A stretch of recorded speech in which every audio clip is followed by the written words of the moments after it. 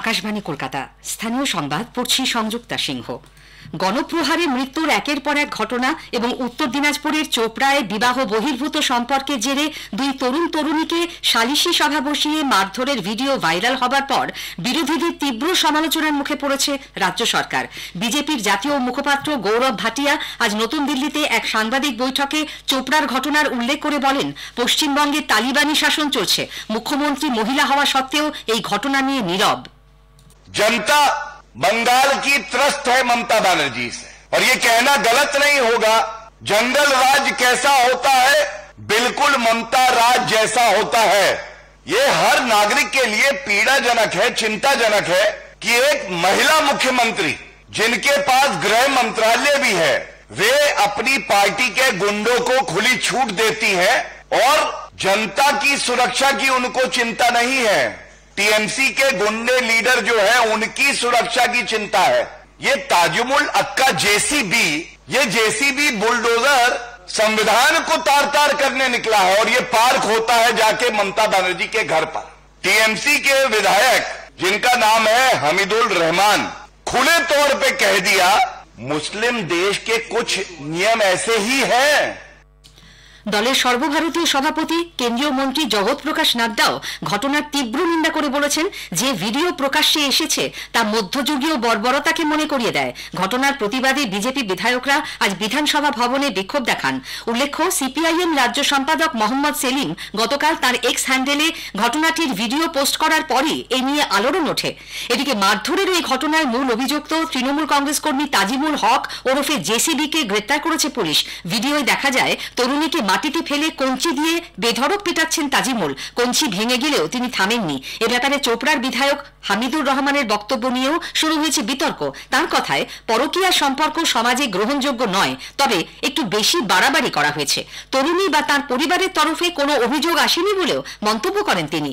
তৃণমূল কংগ্রেসের জেলা সভাপতি কানহাইয়ালাল আগারওয়াল অবশ্য ঘটনার তীব্র নিন্দা করেছেন। জেসিবি তাদের দলের সমর্থক হলেও কোনো পদে নেই বলে জানিয়েছেন তিনি। তৃণমূল কংগ্রেস নেতা কুণাল ঘোষ এক্স হ্যান্ডেলে বলেছেন, ওই জঘন্য ঘটনায় জড়িত ব্যক্তি গ্রেপ্তার হওয়ায় তিনি খুশি, তার দৃষ্টান্তমূলক শাস্তি হওয়া উচিত। অন্যদিকে ঝাড়গ্রামে গণপ্রহারে মৃত্যুর ঘটনায় দুজনকে গ্রেপ্তার করেছে পুলিশ। চোর সন্দেহে সৌরভ সাউ নামে এক যুবক এবং তার বন্ধু অক্ষয় মাহাতোকে গত 22শে জুন জামবনি থানার খাটখুড়া এলাকায় বেধড়ক মারধর করে স্থানীয় মানুষজন। সেখানে রাস্তা তৈরির কাজ চলছিল। ঠিকাদার সংস্থার জিনিসপত্র চুরি করার অপবাদ দিয়ে দুজনকে পেটানো হয়। ঝাড়গ্রাম মেডিকেল কলেজ হাসপাতালে গতকাল মারা যান সৌরভ। আশঙ্কাজনক অবস্থায় চিকিৎসাধীন তার বন্ধু অক্ষয়। মায়ের স্কুটিতে বন্ধুকে নিয়ে ছেলে বেড়াতে গিয়েছিল বলে সৌরভের বাবা পেশায় টোটো চালক অবনী সাউ জানিয়েছেন। চোর সন্দেহে যারা এই ঘটনা ঘটিয়েছে তাদের দৃষ্টান্তমূলক শাস্তি দাবি করেছেন তিনি। এরই মধ্যে হুগলির তারকেশ্বরে আত্মীয়দের হাতে মার খেয়ে মৃত্যু হয়েছে এক যুবকের। বিশ্বজিৎ মান্না নামে ওই যুবককে টাকা চুরির অভিযোগে গতরাতে বাড়ি থেকে তুলে নিয়ে গিয়ে প্রচণ্ড মারধর করা হয় বলে পরিবারের দাবি। দুই আত্মীয়কে পুলিশ আটক করেছে।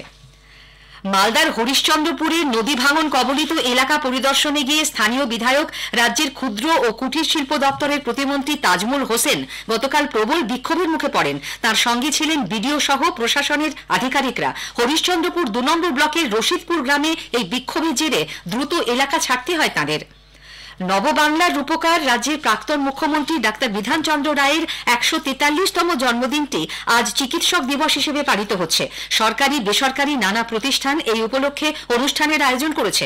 রাজ্য সরকারি সমস্ত অফিস ও শিক্ষা প্রতিষ্ঠানে আজ অর্ধ দিবস ছুটি ঘোষণা করা হয়েছে। নদিয়ার কল্যাণীতে পুরসভার সামনে বিধান রায়ের আবক্ষ মূর্তিতে মালা দিয়ে শ্রদ্ধা জানান পৌরপ্রধান নীলিমেশ রায়চৌধুরী। বিধান পার্কেও প্রাক্তন মুখ্যমন্ত্রী স্মরণে সভার আয়োজন করা হয়। বিধান রায়ের মানসকন্যা হিসেবে পরিচিত পশ্চিম বর্ধমানের দুর্গাপুরে দিনটি সাড়ম্বরে পালন করা হচ্ছে। দুর্গাপুরে কংগ্রেসের সেবা দলের তরফেও দিনটি পালন করা হয়। প্রাকৃতিক সৌন্দর্য উপভোগ করার সুযোগ দিতে উত্তরবঙ্গে পর্যটকদের জন্য আগেই চালু হয়েছে ভিস্তাডোম কোচের ট্রেন। এবার হাওড়া নিউ জলপাইগুড়ি শতাব্দী এক্সপ্রেসে জুড়তে চলেছে ভিস্তাডোম কোচ।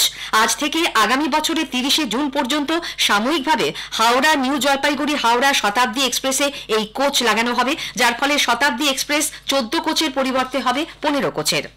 দেশে আজ বলবৎ হয়েছে 3টি নতুন ফৌজদারি আইন, ভারতীয় ন্যায় সংহিতা, ভারতীয় নাগরিক সুরক্ষা সংহিতা এবং ভারতীয় সাক্ষ্য অধিনিয়ম 2023।